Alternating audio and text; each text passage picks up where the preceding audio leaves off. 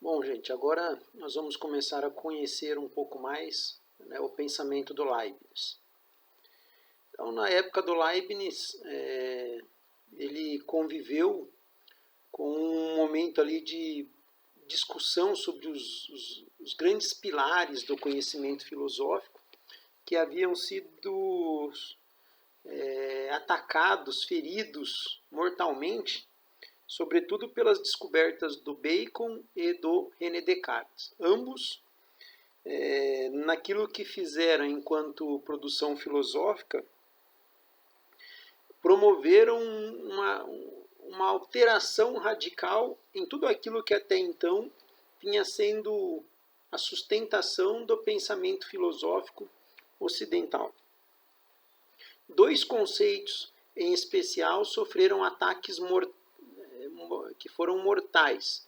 O primeiro conceito foi o conceito de fim ou de causa final, e o segundo conceito foi o conceito de substância ou forma substancial. Esses conceitos, para o Bacon e para o René Descartes, eles perderam o seu valor. Só que o Leibniz, ele recolhe, os cacos, recolhe o que sobrou da destruição e ele se propõe a fazer uma reinterpretação desses conceitos ou um esforço para recolocar esses conceitos no tabuleiro do jogo da filosofia. E para fazer isso, ele não apenas afirma ou reafirma a validade desses conceitos,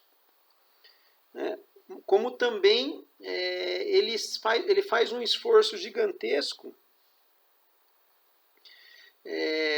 para provar a validade desses conceitos. Então, não é apenas uma afirmação desvinculada de uma comprovação, mas é uma afirmação que, na sua origem, se autopropõe como para ser no futuro comprovada.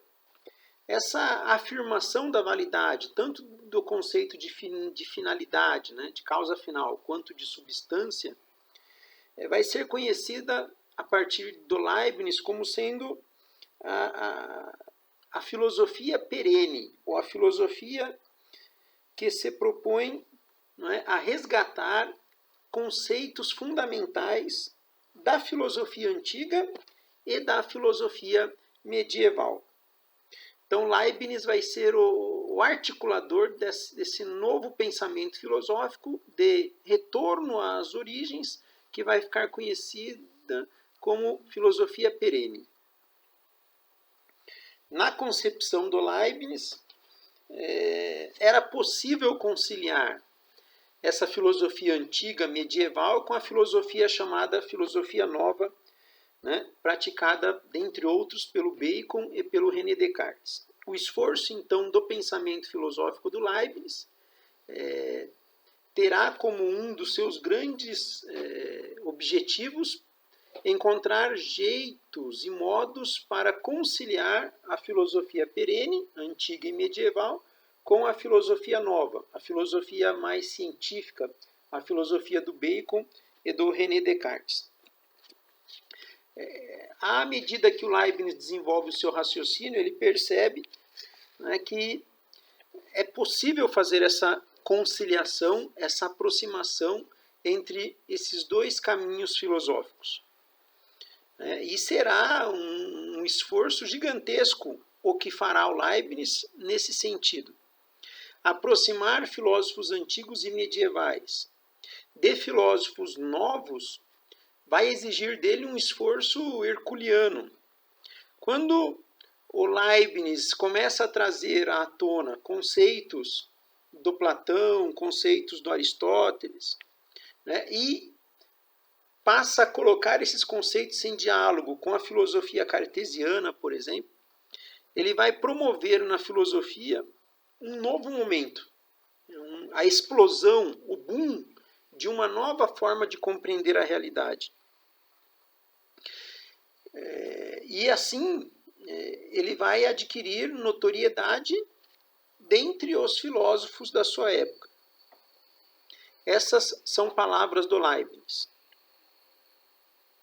Não sinto vergonha, portanto, de afirmar que encontro nos livros de Aristóteles um número maior de coisas certas do que nas meditações do Descartes. Então vejam que a paixão que ele sente pelos antigos, atrelada ao reconhecimento da importância do método dos novos, fará com que o Leibniz se converta em um filósofo de prestígio, em um filósofo que mereça um pouco do nosso tempo, um pouco da nossa atenção.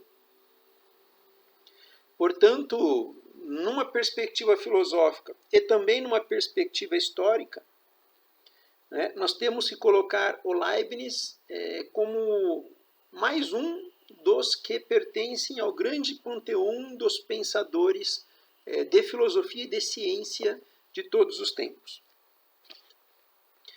Segundo os filósofos novos, Bacon, René Descartes e outros, os fenômenos que a gente observa na realidade, eles seriam a consequência de uma existência da realidade mecânica.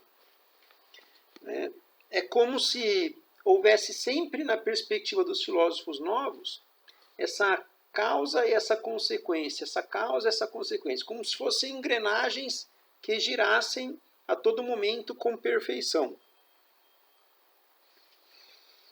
Logicamente, ao pensar em causa e consequência apenas, os filósofos novos, eles praticamente excluíram da sua reflexão a ideia de finalidade.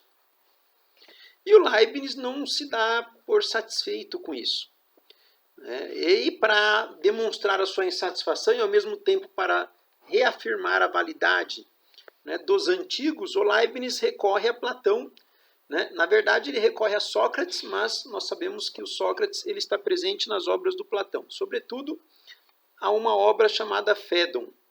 E dessa obra, o Leibniz resgata alguns trechos onde o Platão, onde o Sócrates, nas palavras do Platão, ele critica o Anaxágoras por ter prometido a ele explicar todas as coisas da realidade, utilizando para isso a inteligência e a causa final.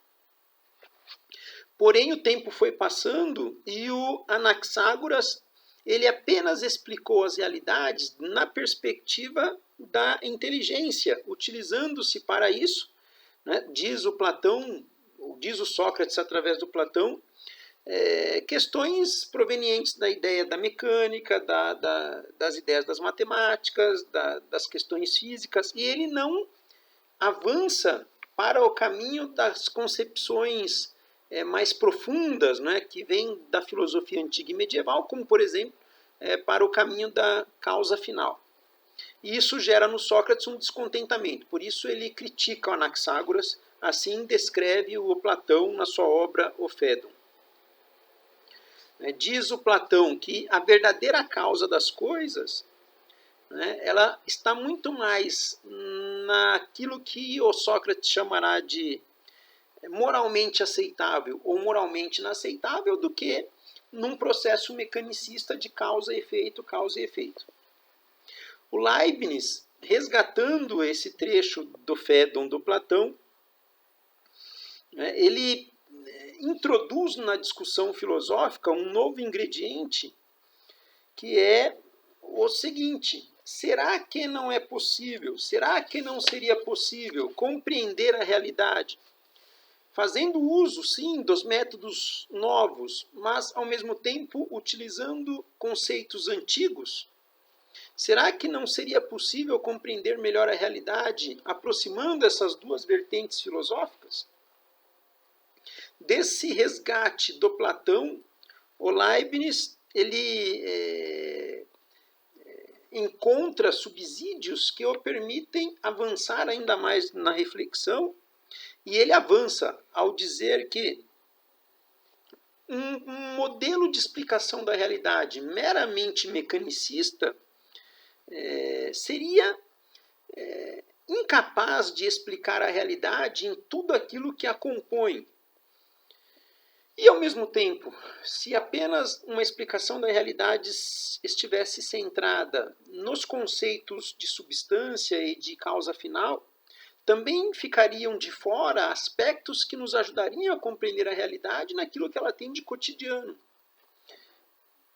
É por isso que, ao invés de exclusão, o Leibniz aposta por união. Ao invés de separação, o Leibniz faz um esforço gigantesco pela proximidade entre as duas posturas filosóficas.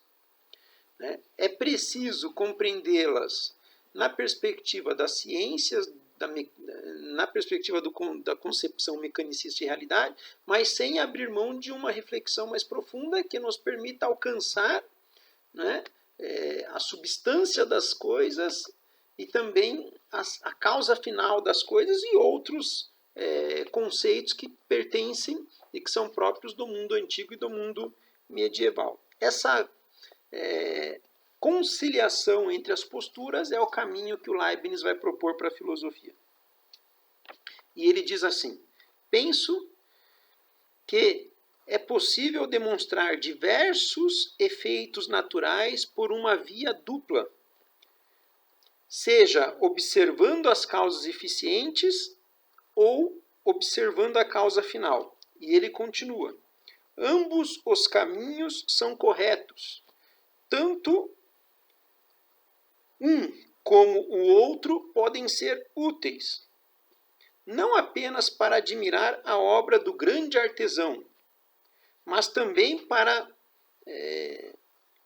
conseguir alcançar descobertas úteis para a física e para a medicina.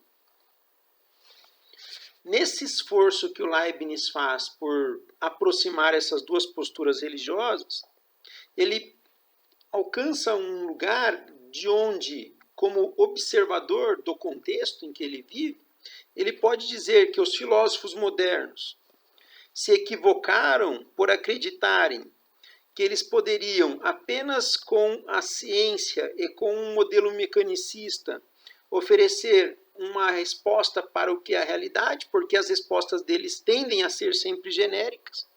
E, por outro lado, os filósofos antigos e medievais também se equivocaram, né, porque eles, em algum momento, abriram mão daquilo que nós podemos chamar de processo científico de aquisição de conhecimento. Eles até alcançaram uma visão dos componentes da realidade substanciais, mas faltou a eles uma interpretação da realidade à luz dos fenômenos naturais. Essa equivocação, tanto dos novos quanto dos antigos e medievais, explicará o porquê, mesmo tendo acesso a tanta informação, a tanto conhecimento, Leibniz nunca tinha se sentido plenamente satisfeito. Como grande conclusão disso, nós podemos dizer o seguinte: tanto a filosofia perene, a antiga e a medieval, quanto a filosofia nova, Bacon, Descartes e companhia, né,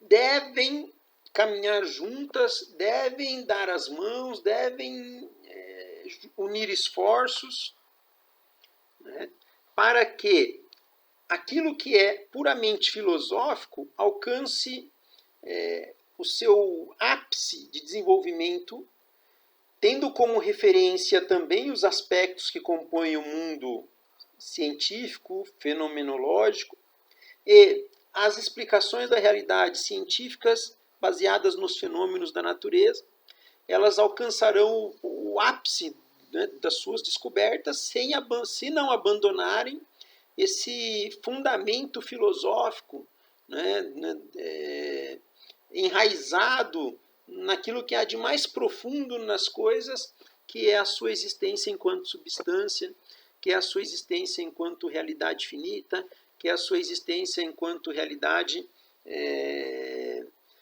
que encontra a sua razão de ser numa finalidade dada a ela desde da sua origem, desde o seu surgimento.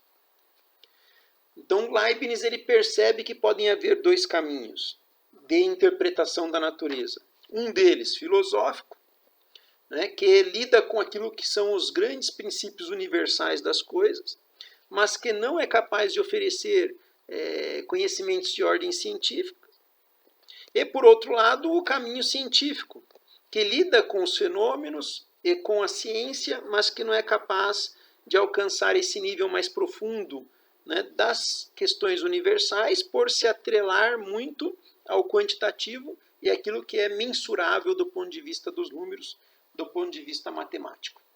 Espero que você esteja entendendo Leibniz. Essa é a primeira parte do seu pensamento. No próximo vídeo nós daremos sequência. Valeu, gente!